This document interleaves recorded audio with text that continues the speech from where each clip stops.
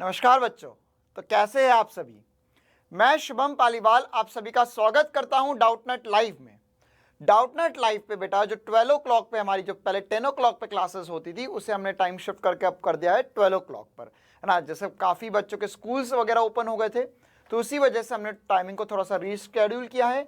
और जो क्लास आपकी 10 o'clock पे होती थी फिजिक्स की CBSE बोर्ड की, वह अब 12 o'clock पे हुई। तो अभी तक जो हम 10 o'clock पे क्लास ले रहे थे उसमें हमने इलेक्ट्रोमैग्नेटिक इंडक्शन में काफ़ी इंपॉर्टेंट चर्चा करी थी। हमने पहले लेंज लॉ, फराडे लॉ ये जाना था। फिर उसके बाद में हमने उसी चैप्टर में एडी करंट की बातें करी थी थोड़ी बहुत, और उसके बाद में हमने इंडक्शन, सेल्फ इंडक्शन और म्यूचुअल इंडक्शन की चर्चा शुरू करी थी। लास्ट क्लास में सेल्फ इंडक्शन के बारे में मैंने आपको काफ़ी कुछ बताया था। उसमें हमने कल लास्ट क्लास में एनर्जी की भी बातें करी थी, और साथ ही साथ हमने उसमें और क्या चर्चा करी थी। साथ ही साथ हमने उसमें कल की क्लास में जो म्यूचुअल इंडक्टेंस है उसे शुरुआत करने की बात करी थी। क्लियर है ना। और हमने कुछ सर्किट एनालिसिस के प्रॉब्लम्स भी देखे थे। जब आप एक इंडक्टर को, मतलब कि जो सेल्फ इंडक्शन होता है कॉइल में, उसको एज ए इंडक्टर जब आप डिवाइस यूज करते हो, सर्किट एलिमेंट यूज करते हो, और उसमें हमने उसके सीरीज और पैरेलल कॉम्बिनेशन की चर्चा करी थी।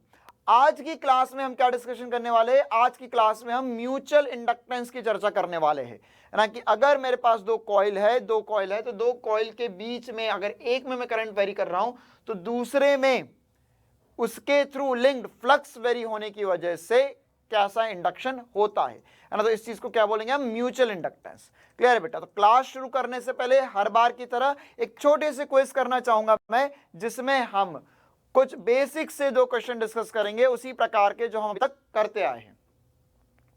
तो पहला सवाल,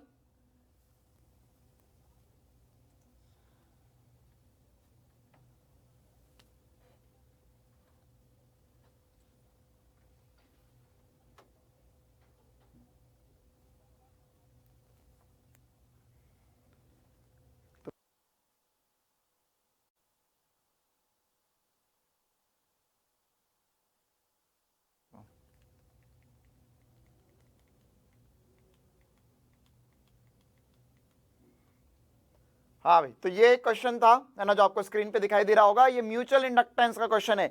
इसी प्रकार का क्वेश्चन आज हम डिस्कस करने वाले हैं, और क्लास के बाद में आप जान पाओगे कि इसका सही जवाब क्या होगा। दूसरा सवाल देखो। दूसरा सवाल, यह हमने कल डिस्कस किया था बेटा, energy stored in an inductor क्या होता है। Energy stored in an inductor क्या होता है वो हमने डिस्कस किया था, है ना। तो इसका जवाब बताओ फटाफट।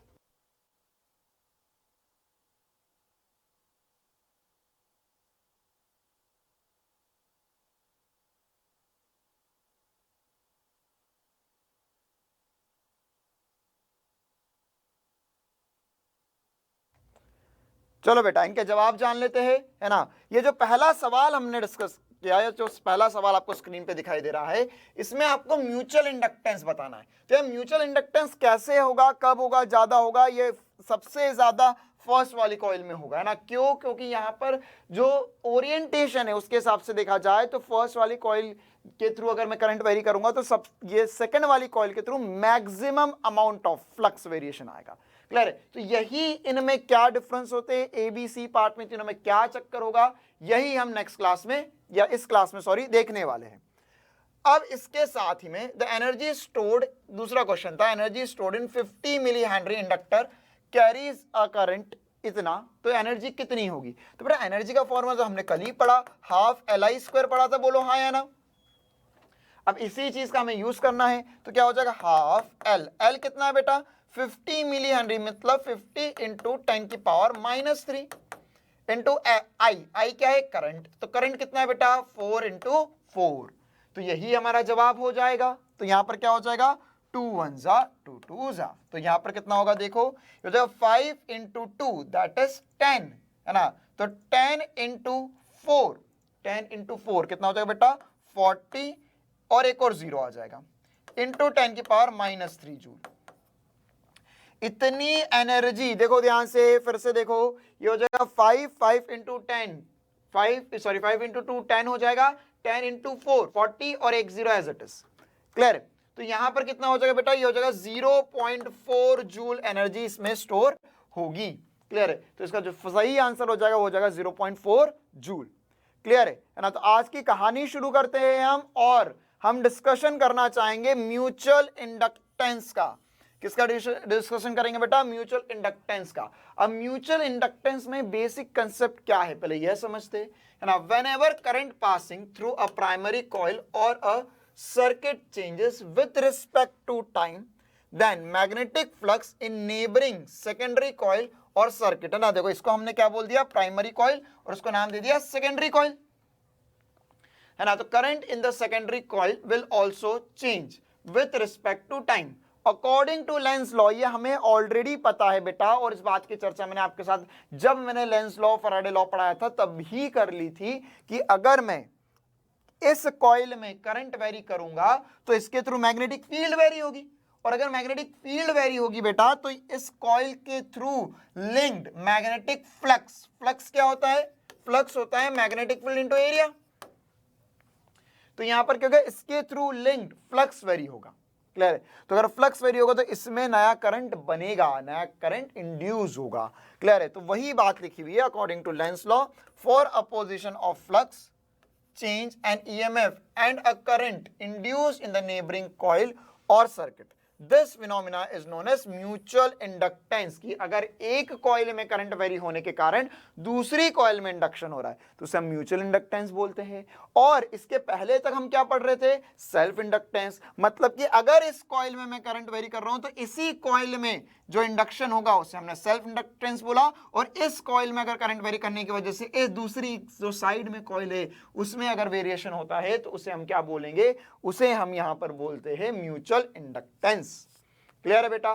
तो अब कहानी को आगे बढ़ाते हैं म्यूचुअल इंडक्टेंस की। अच्छा, इसमें एक दो पहले और बातें समझते। देखो, अगर मैंने यहां पर बोला कि इस कॉइल में करंट आई जा रहा था, है ना, तो इस कॉइल में फ्लक्स वेरी, अगर मैं करंट वेरी करूंगा उसके थ्रू फ्लक्स वेरी होगा, है ना। अच्छा, तो अगर मैं यहां पर, है ना, इसी कॉइल को यहां पर मैं बनाना चाहता हूं, मैंने थोड़ा सा आसान बना लिया, सिंगल कॉइल बना ली, कोई बड़ी बात नहीं है। आप चाहो तो सोलेनॉइड भी बना सकते हो, है ना। अच्छा, इसमें अगर मैंने बोला करंट I1 जा रहा है, इसमें करंट I1 जा रहा है, तो इसके थ्रू लिंक्ड फ्लक्स जो होगा, है ना, इसके थ्रू लिंक फ्लक्स जो होगा बेटा, वो जो फ्लक्स, जैसे हमने क्या किया था, याद करो, हमने जब सेल्फ इंडक्टेंस पढ़ा था तो हमने बोला था कि जो फ्लक्स में वेरिएशन होगा, जो फ्लक्स होगा वो प्रोपोर्शनल टू करंट होता है ना। तो यहां पर अगर मैंने इसे कॉइल 1 बोला है, इसे मैंने यहां पर कॉइल 1 बोला है, और इसे मैं कॉइल 2 बोल रहा हूं, इसे कॉइल 1 बोला है, इसे कॉइल 2 बोल रहा हूं बेटा, तो इसके थ्रू अगर इसमें करंट वेरी कर रहा हूं तो इसके थ्रू लिंक फ्लक्स चेंज होगा, है ना। तो यहां पर देखो, यहां पर तो क्या था यार, यहां इसके पहले जो सेल्फ इंडक्टेंस था, मतलब एक ही कॉइल थी, उसी का फ्लक्स था, उसी का करंट था, तो यहां पर खुद की कॉइल, खुद का फ्लक्स था। लेकिन अब यहां पर अगर मुझे सेकंड कॉइल के थ्रू लिंक फ्लक्स देखना है ना, तो मैं क्या बोलूंगा इसे? Flux of second coil due to coil 1, है ना। क्या लिखेंगे? Flux of second coil due to coil 1, तो इसे लिखा मैंने 5:1 should be proportional to current I1, है ना। इसका जो करंट था इसे हमने क्या बोला? I1। क्यों? क्योंकि देखो कहानी वैसी ही कुछ है यार। कैसी कुछ कहानी है सर? कि अगर मैंने I को वेरी करा तो इसके थ्रू लिंक फ्लक्स चेंज होगा। क्लियर है? अच्छा, अब इसका वाइसे वर्सा भी सोचते, वाइसे वर्सा मतलब मान के चलो कॉइल 2 में अब करंट जा रहा था, अब कॉइल 2 में करंट जा रहा था, उसे मैंने I2 बोला, है ना, I2 बोला। तो यार अगर मैं I2 को वेरी करूंगा तो क्या होगा? Flux link to coil 1 change हो जाएगा। देखो ये बात तो समझ में आनी चाहिए कि अगर इसमें करंट वेरी करेंगे तो इसका फ्लक्स लिंक चेंज होगा, इसमें करंट वेरी करेंगे तो इसका फ्लक्स चेंज हो जाएगा। क्लियर है? तो अगर मैं यहां पर इस कॉइल में करंट वेरी कर रहा हूं और इसका फ्लक्स लिख रहा हूं तो क्या हो जाएगा? 5:1:2, क्या flux link to coil 1 due to 2 will be proportional to I2। किसके प्रोपोर्शनल आएगा बेटा, ये I2 के। ऑब्वियस सी बात है सर कि अगर मुझे इसका फ्लक्स देखना है, इसका फ्लक्स, तो किसके प्रोपोर्शनल आएगा, इसके करंट के कारण। क्यों, क्योंकि मैग्नेटिक फील्ड कौन दे रहा है इसके लिए, इधर वाला। इसके लिए मैग्नेटिक फील्ड कौन दे रहा है, इधर वाला। अरे दोनों एक दूसरे को मैग्नेटिक फील्ड दे रहे है ना। अच्छा, तो अब यहां पर मैं क्या लिख सकता हूं, दैट phi 2 1, जब मैं प्रोपोर्शनैलिटी का साइन हटाऊंगा तो यहाँ पे कांस्टेंट आएगा जिसे हम m बोलते हैं, दिस इज M21 I1, और यहां पर लिखेंगे phi बराबर M12 I2। क्लियर, ये क्या लिखा हुआ है बेटा, ये लिखा हुआ है flux of coil 2 link to coil 2 due to 1। इसका जब मैंने प्रोपोर्शनैलिटी का साइन हटाया तो एक कांस्टेंट लेकर आया M21 और M12। असल में ये क्या है, इसे ही हम M को म्यूचुअल इंडक्टेंस बोलते हैं, म्यूचुअल इंडक्टेंस बोलते हैं। याद करो, जैसे मैंने जब ये phi बराबर Li बताया था आपको, तो मैंने L को क्या बोला था, सेल्फ इंडक्टेंस, है ना। तो यहां पर इसे सेल्फ इंडक्टेंस बोला था, और ये M जो होगा इसे हम क्या बोलेंगे बेटा, M को बोलेंगे हम म्यूचुअल इंडक्टेंस। क्लियर, इतनी छोटी सी बात है ना। तो जैसे L, देखो जैसे L था वो खुद की कॉइल की वजह से था, वो किसी भी एक्सटर्नल फैक्टर पे डिपेंड नहीं कर रहा था। एक्सटर्नल फैक्टर मतलब क्या, करंट वगैरह पे डिपेंड नहीं कर रहा था, वो कॉइल के शेप, है ना, किस पे डिपेंड कर रहा था, शेप पर, साइज पर, या नंबर ऑफ टर्न्स पर,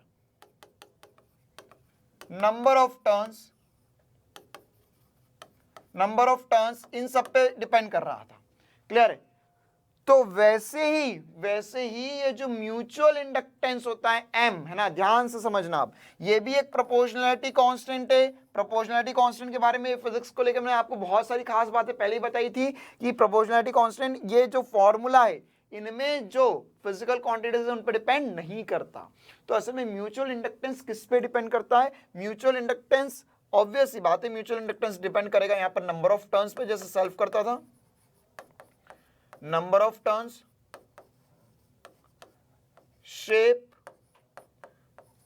शेप ऑफ कॉइल। क्लियर है। और इसके साथ साथ में ये शेप ऑफ कॉइल पे डिपेंड करेगा, और इसके साथ साथ में एक बहुत ही इंपॉर्टेंट फैक्टर है जिस पे म्यूचुअल इंडक्टेंस डिपेंड करता है, दैट इज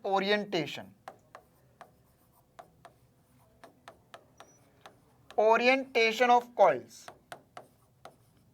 देखो भाई क्या चक्कर चल रहा है, ये सब कुछ हम समझते हैं, है ना, ध्यान समझना। अगर यहां पर दो कॉइल थी, है ना, दो कॉइल थी, तो अगर मैंने इन दोनों कॉइल में, अगर मान के चलो ये कॉइल में करंट 1 था, है ना, इसमें I1 करंट जा रहा था, इसको मैंने वेरी करा तो इसके थ्रू लिंक फ्लक्स चेंज होगा, या इसके थ्रू मैंने फ्लक्स चेंज करा तो इसके थ्रू करंट वेरी करा तो इसके थ्रू फ्लक्स चेंज होगा।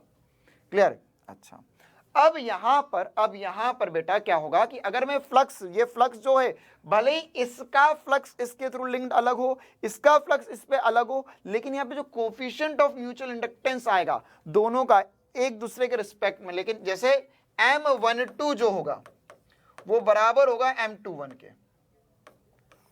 ये बहुत ज्यादा इंपॉर्टेंट बात है ना, क्यों, क्योंकि आप कॉइल को कैसा भी रखो कुछ भी, लेकिन इसका लिंक्ड इस पे, इसका लिंक्ड इस पे, अगर इनका जो कोफिशिएंट ऑफ म्यूचुअल इंडक्टेंस या म्यूचुअल इंडक्टेंस जो होगा वो क्या आता है, सेम आएगा। इस बात को मैं अभी प्रूव भी करूंगा।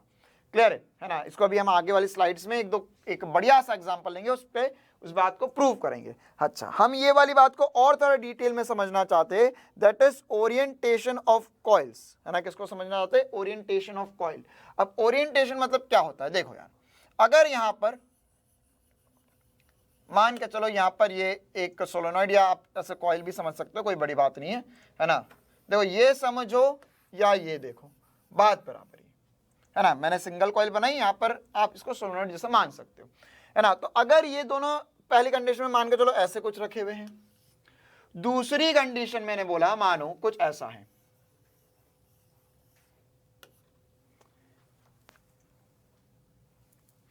एक कॉइल के अंदर दूसरी कॉइल है ना, या इसको अगर मैं छोटे सर्कल से बनाना चाहूँ, छोटी कॉइल से, तो कुछ ऐसा है, एक कॉइल है उसके अंदर ही दूसरी कॉइल है।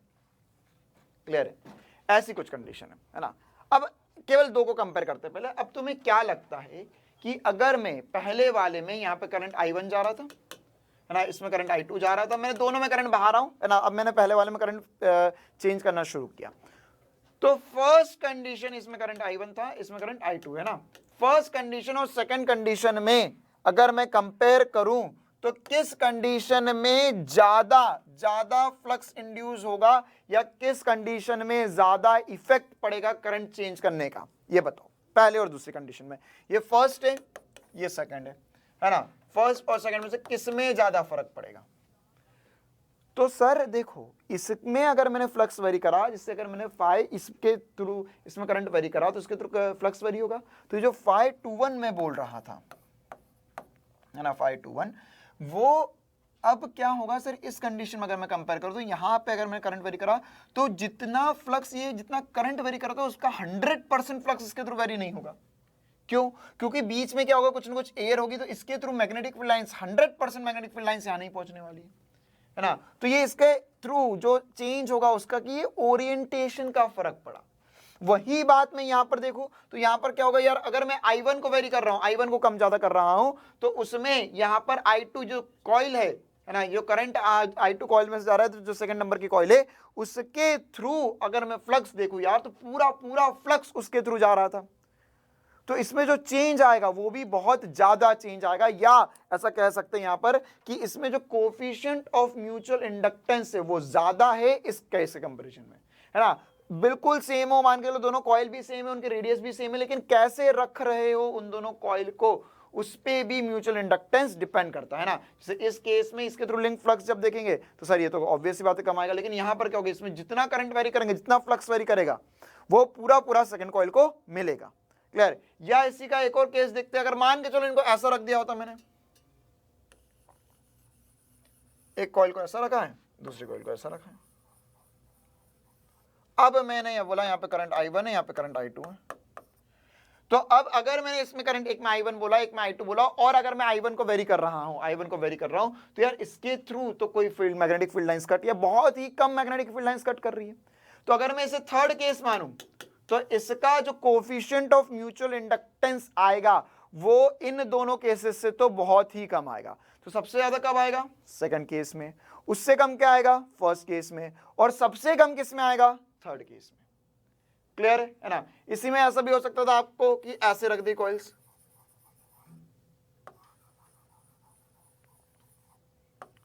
इसमें करंट I1 है, इसमें करंट I2 है, ये फोर्थ केस मान लो यार, ठीक है।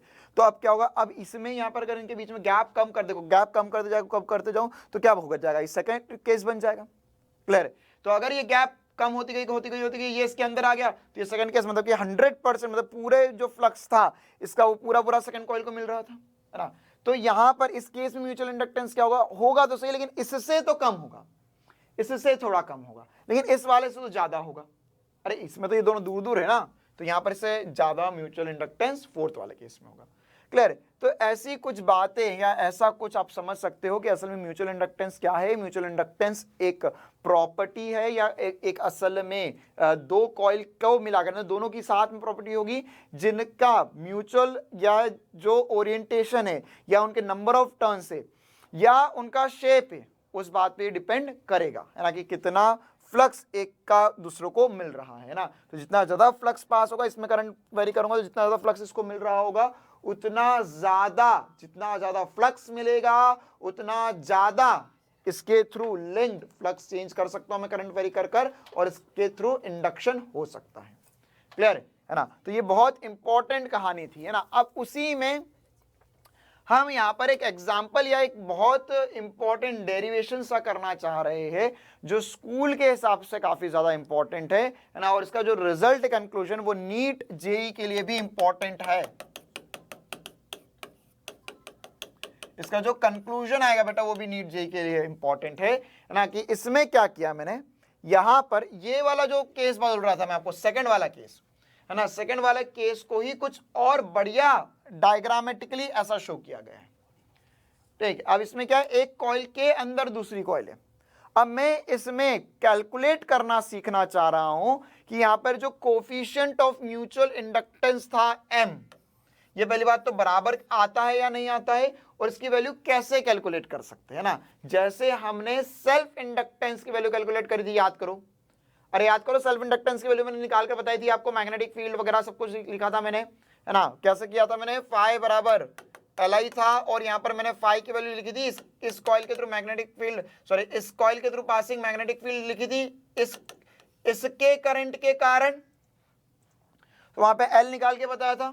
वैसे ही बेटा अब हम यहाँ पर क्या करने वाले, हम यहाँ पर इसमें इस ओरिएंटेशन के लिए, देखो ये वाला ओरिएंटेशन क्यों चूज किया जा रहा है, क्योंकि इसमें जो इंडक्टेंस होगा वो मैक्सिमम पॉसिबल है। क्लियर है। तो यहां पर हम इस ओरिएंटेशन के लिए कैलकुलेट करना चाह रहे कि इसका कोफिशिएंट ऑफ म्यूचुअल इंडक्टेंस है, म्यूचुअल इंडक्टेंस M क्या होगा, या M12 M21 की कहानी पूरी देखेंगे। क्लियर है। तो ये इंपॉर्टेंट है फॉर बोर्ड ऑल्सो, और इसका कंक्लूजन फॉर नीट जेई, है ना, इंपॉर्टेंट है, एनसीईआरटी का डायग्राम है, ऐसा सब कुछ दिखा हुआ है ना। चलो हम बात करते हैं, कंसीडर फिगर, है ना, ये फिगर है which shows a long coaxial solenoids each of length L, है ना, इनकी लेंथ कितनी बोली गई है, यहाँ पे लेंथ L बोली गई है, और ये दोनों कोएक्सियल मतलब क्या होगा बेटा, कुछ इस प्रकार सा, है ना, कि इसका और इसका, ये जो ब्लैक वाला और रेड वाला, इन दोनों का एक्सिस सेम है ना, एक्सिस सेम है, मतलब क्या होगा कि यहाँ पर इसका छोटा रेडियस तो ये अंदर घूम रहा है, उसका रेडियस S2 का जो है वो रेडियस बड़ा है, तो ये बाहर घूम रहा है ना। देखो भाई ये 2 है, ये 1 है, अंदर वाला 1 है, बाहर वाला 2 है ना। जो अंदर वाला है, अंदर वाला सोलोनॉइड है, उससे क्या बोला है मैंने 1, और जो आउटर पर है या बाहर है, आउटर सोलोनॉइड है ना, आउटर सोलोनॉइड, उससे क्या बोल रहा है मैंने S2, ठीक है ना। अच्छा, अब इसमें क्या कहानी है देखो, है ना, यहां पर हमें बोला गया है we note the radius of inner solenoid by S1 and outer by S2, ये जो डायग्राम में है वो ऊपर स्टेटमेंट्स में लिखा हुआ है ना। क्या, इसका रेडियस R1 है, बाहर वाले का रेडियस R2 है, number of turns per unit length अंदर वाले की स्मॉल n1 है, बाहर वाले की स्मॉल n2 है। फिर उसके बाद में यहां पर N1 एंड N2 क्या हो गए बेटा, capital N capital N1 and capital N2 जो हो जाएंगे वो टोटल नंबर ऑफ टर्न्स हो जाएंगे। क्या हो जाएंगे, टोटल नंबर ऑफ टर्न्स, ठीक है। तो यहां पर इसमें जो टोटल नंबर ऑफ टर्न्स अगर मैं बात करूं N1 की, यहां पर लिख लेते हैं, टोटल नंबर ऑफ टर्न्स क्या होगा, number of turns per unit length into length. अरे number of turns per unit length हमने सेल्फ इंडक्टेंस में देखा था, number of turns per unit length क्या होता है, total number of turns divided by length, है ना। तो अगर मैं यहां पे लिखना चाहूं तो ऐसे लिख सकता हूं N1 इंटू L1, इसी प्रकार कैपिटल N2 क्या लिख सकता हूं, स्मॉल n2 इंटू L2, है ना। स्मॉल n2 क्या हो जाएगा, number of turns per unit length into length, तो ये टोटल नंबर ऑफ टर्न्स आ गए N1 और N2 के, ठीक है। अच्छा, अब हम डेरिवेशन से शुरू करते हैं। देखो अगर मैंने बोला कि सेकंड कॉइल में, ऑब्वियस बात है जो सेकंड कॉइल थी ना, ये डायग्राम आपको ध्यान में रखना है, सेकंड कॉइल में करंट I2 जा रहा है, देखो मुझे क्या लिखना है, फ्लक्स लिखना है, flux linked to coil S1, है ना। ये मैं फिर से बोल रहा हूं, बहुत ज्यादा इंपॉर्टेंट बात है, और ये इस बात की गारंटी मैं दे रहा हूं कि अगर अभी आपने इसको ढंग से नहीं समझा तो खुद से पढ़कर ये समझ नहीं आएगा। क्लियर है, क्योंकि इसमें बहुत सारा कंफ्यूजन होगा कि सर यहां से इसमें करंट वेरी करने की वजह से इसके थ्रू लिखना है, और अंदर वाले में करंट वेरी करने की वजह से बाहर वाले का लिखना है। क्लियर है, और यहां पर ये सब कुछ होने के बाद में जो तुम्हारा M12 और M21 है वो इक्वल आना चाहिए, है ना, ये बोर्ड में पूछा जाता है, ठीक है। तो देखो क्या होगा, यहां पर मैं क्या लिख रहा हूं, मैं लिख रहा हूं यहां पर अगर मैंने करंट I2 इस वाले में करंट I2 जा रहा है बाहर वाली कॉइल में, अगर करंट I2 जा रहा है बेटा, यहां पर बाहर वाली कॉइल में करंट I2 जा रहा है, तो उसमें मैग्नेटिक फील्ड लिख सकता हूं मैं, और यार ये है तो सोलोनॉइड ही, क्या है ये, सोलोनॉइड है सर, तो सोलोनॉइड है तो सोलोनॉइड के कारण उसके सेंटर पर मैग्नेटिक फील्ड लिख सकता हूं यार, मैं लिख सकते हैं ना मैग्नेटिक फील्ड। तो मैग्नेटिक फील्ड क्या हो जाएगी, है ना, ये रेड वाला बना दिया मैंने, मैग्नेटिक फील्ड क्या हो जाएगी, और मैग्नेटिक फील्ड अगर आप चाहो तो मैग्नेटिक फील्ड लिख सकते हो, यहां से बिल्कुल लिख सकते हो, और मैग्नेटिक फील्ड की जो वैल्यू आएगी 1 के लिए, किसके लिए, 1 के लिए 2 के कारण, वही हम देखना चाह रहे हैं। तो देखो क्या लिखेंगे यहां पर I2 current is set up in S2, it in turn sets up magnetic flux through S1, है ना। तो अगर यहां पर मैंने जो फ्लक्स था उसे phi1 बोल दिया। क्या बोल दिया? phi1 है ना। ये phi1 क्या हो गया? मैंने जो phi12 बोला था असल में वो phi1 हो जाएगा, क्योंकि यहां पर magnetic flux through 1 due to 2 है ना। क्या लिखेंगे हम? Magnetic flux due to 1 in 1 due to 2, तो इसे phi12 या phi1 भी बोल सकते हैं। क्लियर है ना। अब ये मैग्नेटिक फ्लक्स क्या लिखा हुआ है देखो, ये मैग्नेटिक फ्लक्स मैं लिख सकता हूं that magnetic flux since magnetic flux is proportional to I, या अभी अभी हमने देखा था बेटा कि magnetic flux due to 1 will be given by M12 into I2 है ना। क्यों? क्योंकि ये किस में है? किसके करंट के कारण है? सेकंड के करंट के कारण है ना। तो सेकंड के करंट के कारण है, मतलब सेकंड कॉइल में जो करंट जा रहा था उसके कारण सेंटर वाले के थ्रू मैग्नेटिक फ्लक्स लिखना है मुझे। क्लियर? तो यहां पर क्या हो जाएगा देखो है ना, यहाँ N1 क्या लिखा हुआ है? Total number of turns. यहाँ पे इसके फर्स्ट वाले के तो फ्लक्स लिख रहा हूं मैं ना, तो इसका अगर एक टर्न होता तो उसके लिए तो लिखता phi1 equals to M12 equals to I2, तो इसके N1 टर्न से तो N1 phi1 equals to M12 phi2। Clear है? वैसे M12 क्या हो जाएगा? Called the mutual inductance of solenoid 1 with respect to solenoid 2। Clear है ना। और इसी को क्या बोलते हैं हम? Coefficient of mutual inductance. ठीक है। तो अब यहां पर मैं ये फ्लक्स की वैल्यू लिखना चाह रहा हूं ना। अब ये हमें पता था, अब मैं फ्लक्स क्या लिखूंगा? फ्लक्स फाई लिख रहा हूं मैं, फाई की बात कर रहा हूं यहां पे ना। फाई क्या होगा देखो, फाई में लिख सकता हूं, फाई को लिख सकते हैं मैग्नेटिक फील्ड इनटू एरिया है ना। अब देखो ध्यान समझना है ना, for this simple coaxial solenoids it is possible to calculate M12 जो हमें कैलकुलेट करना है, the magnetic field due to current I2 in S2S है ना। देखो ध्यान से, ये क्या लिखा हुआ है? मैग्नेटिक फील्ड जो I2 मतलब सेकंड वाली कॉइल के कारण मैग्नेटिक फील्ड, अगर मान के चलो यहाँ पर एक सोलेनॉइड बना है बेटा, ये सोलेनॉइड बना हुआ है, इस सोलेनॉइड में इसका रेडियस आपको पता है ना, और इसमें जो करंट जा रहा है ना, बहुत ध्यान से समझना, आज की क्लास का मुद्दा ही ये सवाल है बस। ठीक है, कि इसमें करंट अगर I2 जा रहा है, करंट कितना जा रहा है? I2, तो इसके सेंटर पे मैग्नेटिक फील्ड क्या लिखोगे यार? मैग्नेटिक फील्ड लिखते हो सर म्यू नॉट Ni। तो इसमें number of turns per unit length जो था वो N2 था और इसका करंट I2 है ना। तो वही वाली बात मैंने यहां पर लिखी हुई है कि जो फाई, ये मैग्नेटिक फील्ड, पहली बात तो मैग्नेटिक फील्ड लिखी हुई है, मैग्नेटिक फील्ड क्या हो जाएगा? म्यू नॉट N2 I2 है ना। क्या हो जाएगा? Mu naught N2 I2। Clear? अच्छा, अब ये फाई N1 को, फाई को क्या लिख सकता हूं? देखो फाई क्या हो जाएगा? Magnetic field into area. बस बहुत ध्यान समझना, आखिरी स्टेप है। ये क्या होगा? Magnetic field into area. तो मैग्नेटिक फील्ड इनटू एरिया करूंगा बेटा, तो ये क्या हो जाएगा? देखो कैपिटल N1 की जगह, ध्यान से देखो यार, यहां पर है ना, ऊपर लिख देता हूं मैं इसको थोड़ा सा एरिया बनाकर,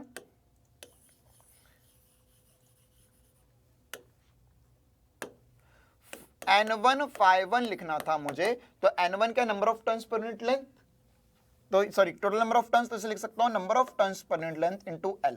ये कहां से आया? ये यहां से आया। क्लियर? अभी मैंने लिखा। ठीक है। अब फाई क्या होता है बेटा? मैग्नेटिक फील्ड इनटू एरिया है ना। तो मैग्नेटिक फील्ड इनटू एरिया करना, तो मुझे मैग्नेटिक फील्ड, किसकी मैग्नेटिक फील्ड लिखनी है? मुझे सेकेंड वाली कॉइल की मैग्नेटिक फील्ड लिखनी है। तो सेकेंड वाली कॉइल की मैग्नेटिक फील्ड क्या लिखी? म्यू नॉट N2 है ना, N2 L2। ये मैग्नेटिक फील्ड अभी अभी हमने देखी, सॉरी I2, ये यहां पे सॉरी करंट लिखना था मुझे,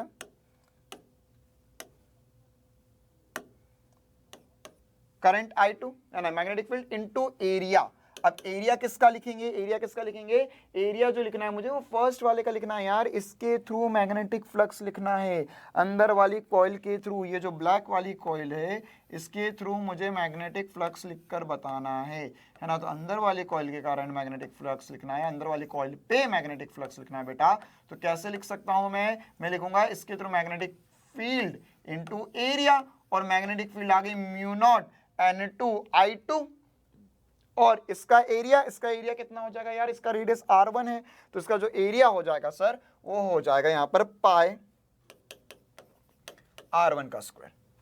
ये आपने फ्लक्स लिख दिया, टोटल फ्लक्स जो अंदर वाली कॉइल के थ्रू पास कर रहा था।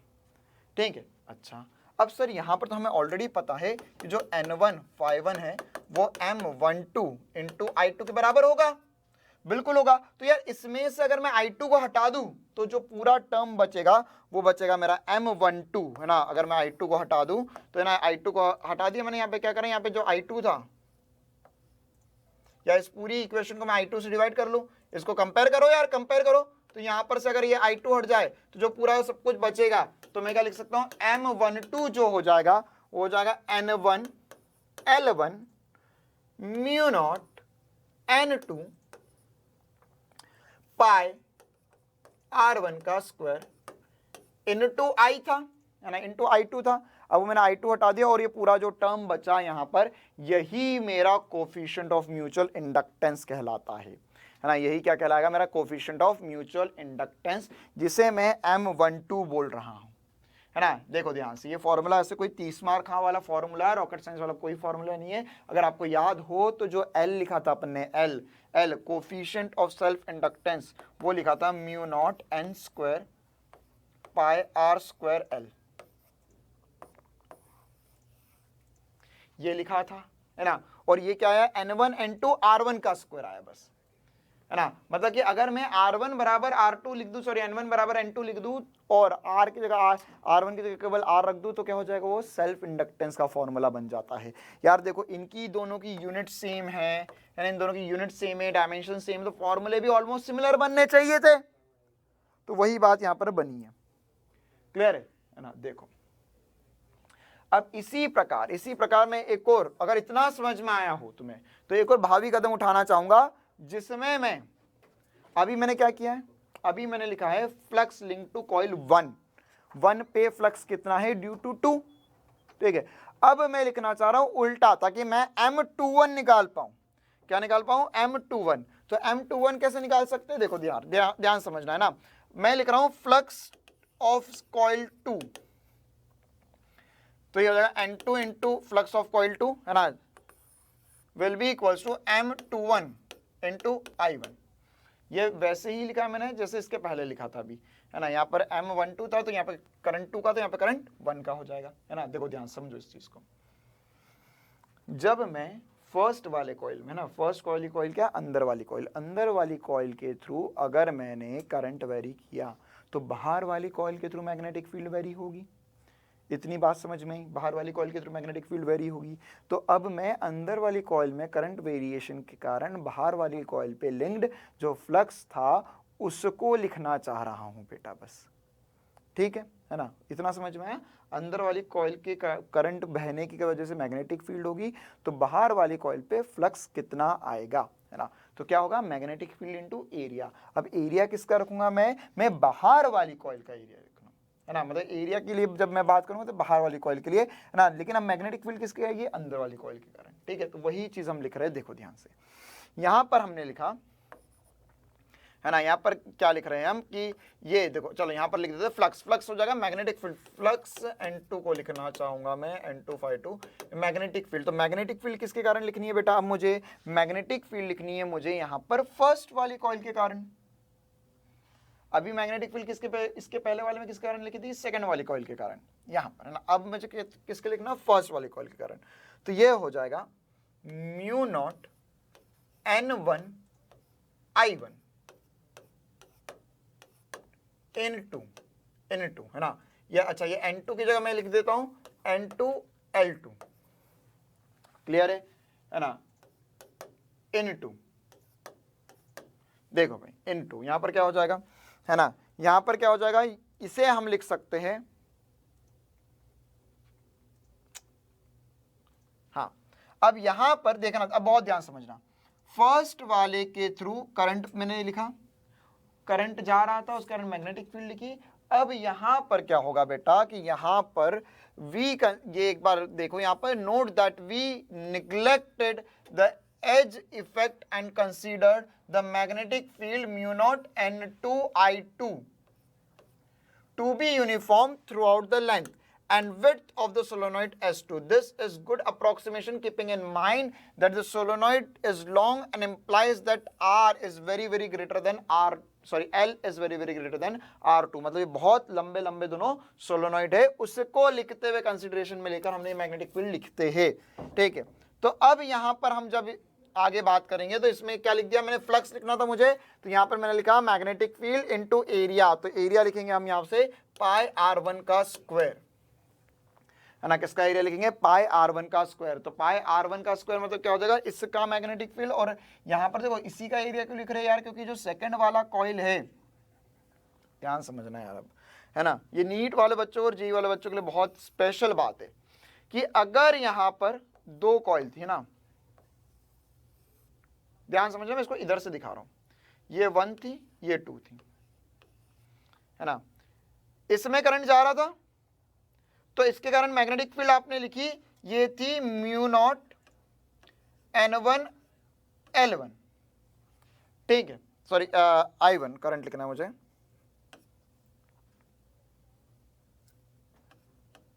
ये मैग्नेटिक फील्ड, ये फर्स्ट वाली कॉइल के कारण मैग्नेटिक फील्ड लिखी है। अब मुझे फ्लक्स लिखना था, तो यार अगर मुझे सेकंड वाली कॉइल के थ्रू फ्लक्स लिखना है, सेकंड वाली कॉइल के थ्रू फ्लक्स लिखना है, तो इसमें एरिया में अभी भी फर्स्ट वाली कॉइल का ही रखूंगा, एरिया में फर्स्ट वाली कॉइल का ही रखूंगा। देखो दोनों में, यहां पर भी मैंने एरिया फर्स्ट वाली कॉइल का ही रखा था, और यहां पर भी अब एरिया में फर्स्ट वाली कॉइल का ही रख रहा हूं।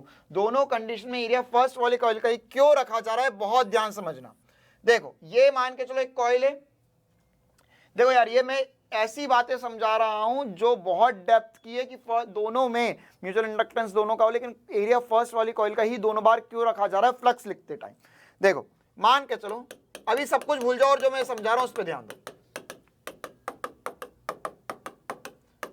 ये पूरे एरिया में मैग्नेटिक फील्ड बी नॉट है ना, इस कॉइल का जो एरिया, इसका रेडियस आर है, मुझे फ्लक्स लिख के बताओ इस कॉइल के, तो फ्लक्स, तो सर फ्लक्स आपने लिखना सिखाया था मैग्नेटिक फील्ड इनटू एरिया, तो यहां पर हो जाएगा बी नॉट इनटू एरिया हो जाएगा pi r square. Very good, excellent, very good, है ना। चलो अब यहां पर दूसरा केस लेते हैं। मान के चलो यहां पर एक बड़ी कॉइल है ना, और इतने रीजन में मैग्नेटिक फील्ड है, और इसकी लेंथ जो है वो ए है, ठीक है। मुझे इस आर रेडियस कॉइल के थ्रू फिर से मैग्नेटिक फ्लक्स लिखना, फ्लक्स, ये मैग्नेटिक फील्ड कितनी है इसमें, बी नॉट है, फ्लक्स लिखना है। तो फ्लक्स क्या होगा ये बताओ, फ्लक्स क्या होगा ये बताओ, फ्लक्स क्या होगा। सर फ्लक्स होता है मैग्नेटिक फील्ड इनटू एरिया, बहुत बढ़िया बात है ना। अब यहां पर मैग्नेटिक फील्ड बी नॉट है, और एरिया किसके थ्रू फ्लक्स लिखना है, फ्लक्स लिखना है मुझे इस रिंग के थ्रू फ्लक्स लिखना है यार यहां पर। तो मैग्नेटिक फील्ड इनटू एरिया, मतलब पाई आर स्क्वायर मत कर देना, यहां पाई आर स्क्वायर नहीं होगा। क्यों नहीं होगा, क्योंकि मैग्नेटिक फील्ड कितने एरिया में है, जो बी नॉट मैग्नेटिक फील्ड कितने एरिया में है। अरे यार कॉइल भले ही बहुत बड़ी हो जाए, लेकिन मैं मैग्नेटिक फील्ड इतने से एरिया में दे रहा हूं, तो फ्लक्स कौन सी मैग्नेटिक फील्ड बनाएगी, बी नॉट की। तुमने बी नॉट रख दिया, बी नॉट पूरे एरिया में क्या, नहीं, बी नॉट केवल ए स्क्वायर, ये इस एरिया में, तो यहां पे फ्लक्स होगा B naught into A square. ये बहुत इंपॉर्टेंट बात है, ध्यान से समझो, है ना। ये नीट जेईई वालों को तो मतलब ये सवाल में उलझाने के लिए बहुत ही ज्यादा इंपॉर्टेंट बात है ना। क्या कि आज तक आप जो पढ़ते आए हो उसमें मैग्नेटिक फील्ड ज्यादा होती थी, कॉइल छोटी होती थी, तो फ्लक्स लिखते थे, तो क्या होता था magnetic field into area, area of coil. लेकिन मैं क्या बोल रहा हूं अब यहां पर कि इस कंडीशन में जो मैग्नेटिक फील्ड जिस एरिया में वो छोटा और कॉइल बड़ा है, कॉइल अब बड़ी, कॉइल बड़ी है और मैग्नेटिक फील्ड का एरिया है वो छोटा सा है, क्लियर है। तो अब इस कंडीशन में यहां पर फ्लक्स क्या लिखोगे, फ्लक्स क्या लिखोगे, तो फ्लक्स लिखोगे मैग्नेटिक फील्ड इनटू एरिया, और एरिया जो होगा बेटा वो छोटा वाला एरिया आएगा यहां पर, क्लियर है ना, इसका ही एरिया आएगा। तो वही बात यहां पर भी हो रही है कि अगर मैं अंदर वाले के कारण मैग्नेटिक फील्ड लिख रहा हूं तो एरिया भी इसी का लिखूंगा, क्योंकि यहां पर मैग्नेटिक फील्ड जो मैंने लिखी है म्यू नॉट Ni, वो केवल इतने से एरिया में ही है, क्लियर। मैग्नेटिक फील्ड सोलेनोइड के अंदर ही होती है ना, ये म्यू नॉट Ni बाहर वाली मैग्नेटिक फील्ड थोड़ी ना है, मैंने बाहर वाली मैग्नेटिक फील्ड को निग्लेक्ट करा है, क्लियर है। तो उसी वजह से यहां पर ये सब कुछ लिखा गया। और इसमें से अगर मैं I1 हटा दूं, अगर मैं I1 हटा दूंगा तो ये कोफिशिएंट ऑफ म्यूचुअल इंडक्टेंस बन जाएगा M, है ना, यहां पर लिख देते हैं हम, ये इसे मैं फिर से लिख रहा हूं, ये हो जाएगा M12। अब ये जो होगा, है ना, सॉरी ये M21 जो हो जाएगा, दिस विल बी, अगर मैं I2 हटा दूं तो ये हो जाएगा म्यू नॉट, I1 हटा दूं यहां से, म्यू नॉट N1 N2 पाई R1 का स्क्वायर इंटू L2। तो ये जो वैल्यू आई और ये जो वैल्यू आई थी, है ना, यहां पर ये जो वैल्यू आई थी ये सेम है, देखो ध्यान से, सेम है क्या sir, mu not be not दोनों में है L1 L2, L1 L2 यार, L1 L2 जो है वो सोलेनोइड की लेंथ थी और L1 L2 बराबर ही है, तो M है ना, यहाँ पर M21 जो होगा वो असल में होगा म्यू नॉट N1 N2 पाई R1 का स्क्वायर इंटू L। क्लियर है। उसी प्रकार इसे भी मैं लिख सकता हूं M12 जो हो जाएगा वो जाएगा म्यू नॉट N1 N2 पाई R1 का स्क्वायर इंटू L। क्लियर है। ये बात ध्यान रखना बेटा, दोनों फॉर्मूले हमेशा सेम बनते हैं, M12 M21 बराबर ही होता है, और यहां पर रेडियस किसका है, फॉर्मूले में रेडियस किसका है, अंदर वाली कॉइल का है ना, रेडियस किसका है, अंदर वाली कॉइल का। इतना ध्यान रखना, ये इंपॉर्टेंट डेरिवेशन है, और नीट वीट के हिसाब से इसमें जो मैंने एक दो छोटी छोटी सी बातें बताई वो भी याद रखना है आपको, और ये फॉर्मूले भी पता होना चाहिए। इस पे बेस्ड डायरेक्ट सवाल आएगा NEET, JEE, school, CBSE, MP board, UP board, हर जगह, है ना। जो ये सीबीएसई वीबीएसई वाले या यूपी एमपी बोर्ड वाले होते हैं, बिहार बोर्ड वाले, वो सीधा फॉर्मूला ही पूछ लेते हैं कि इसमें से बताओ म्यूचुअल इंडक्टेंस क्या है दो कॉइल के लिए, है ना। अगर सोलोनॉइड कॉइल एक दूसरे के अंदर एंकेल्ड है तो इसका फॉर्मूला क्या होगा, यही आंसर आ जाएगा। या इस पे बेस ऐसे बोल देंगे कि N1 डबल कर दिया, N2 डबल कर दिया, म्यूचुअल इंडक्टेंस बताओ अब क्या होगा। क्लियर है कहानी, है ना। तो जितना मैंने बताया ये बहुत ज्यादा इंपॉर्टेंट था। इसके अलावा एक और छोटी सी बात होती है, जिसे हम बोलते हैं कोफिशिएंट ऑफ कपलिंग, है ना। क्या होता है कोफिशिएंट ऑफ कपलिंग। अब ये कोफिशिएंट ऑफ कपलिंग क्या होता है बेटा, ये आने वाली क्लास में हम देखेंगे, है ना, आने वाली क्लास में देखेंगे, क्योंकि इसको समझने के लिए फिर से हमें सेल्फ इंडक्टेंस और म्यूचुअल इंडक्टेंस दोनों की चर्चा करना पड़ेगी, ठीक है। तो कल वाली क्लास में हम एसी जनरेटर भी देखेंगे और साथ साथ में, है ना, म्यूचुअल इंडक्टेंस और सेल्फ इंडक्टेंस में जो बातें थी वो भी देखेंगे। तो इट्स वेरी इंपॉर्टेंट कि आज जो मैंने पढ़ाया और जो सेल्फ इंडक्टेंस मैंने पढ़ाया था वो आप एक बार रिवाइज कर दो, ताकि आपको ये कोफिशिएंट ऑफ कपलिंग की कहानी समझ में आ जाए। क्लियर है। कोफिशिएंट ऑफ कपलिंग क्या होता है, वैसे बेसिकली बस इतनी ही बात है कि जब मैंने आपको स्टार्टिंग में 3-4 ओरिएंटेशन बताए थे, है ना, 3-4 ओरिएंटेशन बताए थे, तो यार अब देखो, अब क्या सेल्फ इंडक्टेंस भी है, म्यूचुअल इंडक्टेंस भी है ना। अब दोनों चीजें पढ़ ली आपने, इन्हीं दोनों को कंबाइन करके नेक्स्ट क्लास में समझेंगे। और कोफिशिएंट ऑफ कपलिंग क्या है असल में, कि इसमें अगर मैंने करंट वेरी करा तो इसका खुद का सेल्फ इंडक्टेंस भी है और इन दोनों के बीच में म्यूचुअल इंडक्टेंस भी है। तो सेल्फ इंडक्टेंस और म्यूचुअल इंडक्टेंस में क्या रिलेशन है, वही कोफिशिएंट ऑफ कपलिंग बताएगा हमें। क्लियर है ना। फिर से बोल रहा हूं, नीट जेई के लिए ये जो कोफिशिएंट ऑफ कपलिंग की कहानी होती है वो काफी ज्यादा इंपॉर्टेंट होती है। इस पे बेस्ड डायरेक्ट सवाल आएगा। देखो एक बात तुम्हें समझना चाहिए, क्या समझना चाहिए यार, कि यहां तक पहुंच पाना, है ना, मतलब इस चैप्टर तो को इतनी डेप्थ में पहुंच पाना, और हर चैप्टर में जो आखिरी के एक आध लेक्चर की बात होती है, आधे घंटे की बात होती है, वो इंपॉर्टेंट होती है। क्यों? क्योंकि उसमें आपने जो इतनी मेहनत करते हुए आए हो उसका सार होता है, उसी इसके लिंक या उसका कंक्लूजन होता है जो एग्जाम में पूछा जाता है।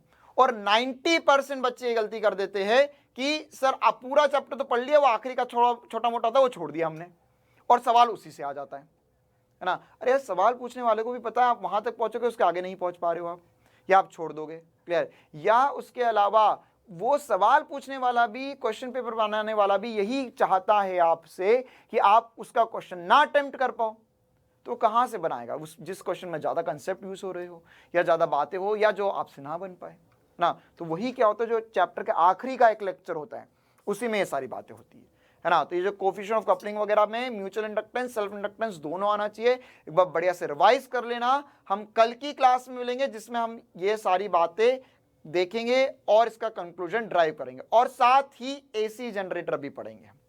क्लियर है बेटा, है ना। तो जाने से पहले एक छोटी सी क्विज कर लेते हैं फटाफट। आपके सामने 2 क्वेश्चन,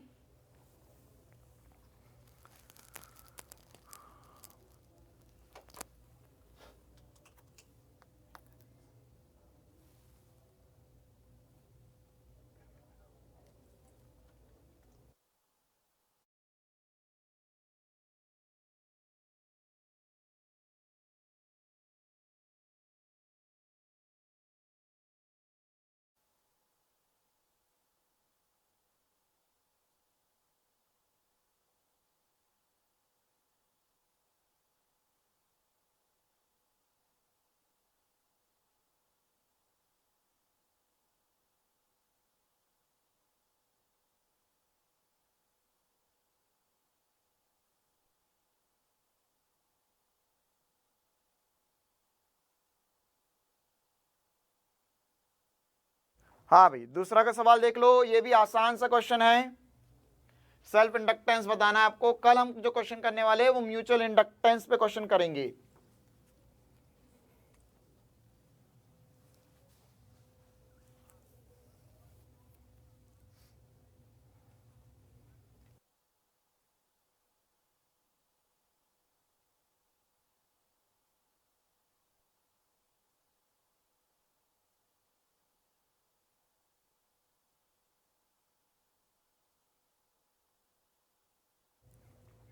चलो भाई, इन दोनों के जवाब जान लेते हैं। और साथ ही साथ बेटा याद रखना कि कल की क्लास, अगर समय बचता है तो कल की क्लास या परसों की क्लास से मैं इस चैप्टर में NCERT के सारे, ऑलमोस्ट सारे सवाल डिस्कस करूंगा। उसके साथ साथ मतलब जो भी क्वेश्चन आप अटक सकते हो, जो भी क्वेश्चन में समस्या हो सकती है, एडिशनल एक्सरसाइज, बैक एक्सरसाइज, सब कुछ NCERT एग्जाम्पलर्स भी डिस्कस होंगे। और उसके अलावा जो प्रीवियस ईयर है ना, जो सीबीएसई के प्रीवियस ईयर, सीबीएसई बोर्ड के जो इंपॉर्टेंट क्वेश्चन है उनका भी डिस्कशन होगा। क्लियर है? चलो इसका जवाब जान लेते। क्वेश्चन में बोला गया यहाँ पर करंट 0 से 6 एम्पियर तक हुआ है 0.3 सेकंड में, तो आपको सेल्फ इंडक्टेंस बताना है। तो क्या होता है बेटा, 5 का मैग्नीट्यूड अगर देखेंगे तो हो जाएगा L di/dt। इस प्रकार का सवाल हमने काफी कर लिए हैं। तो यहाँ पे L आपको बताना है। चेंज इन करंट क्या है, 0 to 6, तो 6 का चेंज है, टाइम है 0.3। EMF बोल रखा है 30 वोल्ट का। क्लियर है ये, है ना? तो बस इसी की वैल्यू निकाल लेते हैं। देखो यहाँ पे से ये मैंने हटाया तो ये 0 ऊपर चले जाएगा, ये हो जाएगा 3 1 जा 3 2 जा। तो यहाँ पर कितना आ जाएगा बेटा, ये हो जाएगा L बराबर 3/2, या इसे मैं लिख सकता हूँ 1.5 हेनरी।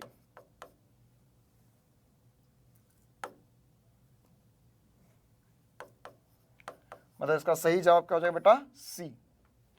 क्लियर है ना? इसी प्रकार दूसरा सवाल भी देख लेते हैं। इसमें दिया गया current in a coil decreases from 1 ampere to 0.2 ampere in 10 seconds. ठीक है, आपको इसमें EMF बताना है, सॉरी EMF दिया हुआ है, सेल्फ इंडक्टेंस बताना है फिर से। तो सीधे हम लिख सकते हैं यहाँ पे L di/dt will be equals to E का मैग्नीट्यूड। अब E क्या है आपके पास, E दिया आपको 0.4, di/dt 1 से 0.2 चेंज हुआ 0.8 का। फिर से देखो, 1 से 0.2 गया, मतलब चेंज कितने का आया, 0.8 का। टाइम कितना लगा, 10 सेकेंड्स इंटू L। L की वैल्यू मुझे बतानी है, तो L क्या हो जाएगा बेटा, L हो जाएगा 0.4 इंटू 10/0.8, या ऐसे मैं लिख सकता हूँ 40/8, मतलब कितना हो जाएगा 5 हेनरी। तो 5 Henry will be the correct answer for this question. Clear बेटा, है ना? तो ये जो म्यूचुअल इंडक्टेंस में मैंने सब कुछ पढ़ाया, ये आपके लिए बहुत इंपॉर्टेंट था। ये एक बार बढ़िया से रिवाइज कर लेना। हम कल की क्लास में, है ना, कल की क्लास में हम क्या डिस्कस करने वाले हैं, हम डिस्कस करेंगे एसी जनरेटर और कोफिशिएंट ऑफ कपलिंग। क्लियर है बेटा, है ना? तो जितना पढ़ाया रिवाइज कर लो। मिलेंगे कल की क्लास में, तब तक बढ़िया से पढ़ते रहो, स्वस्थ रहो, मस्त रहो। Thank you.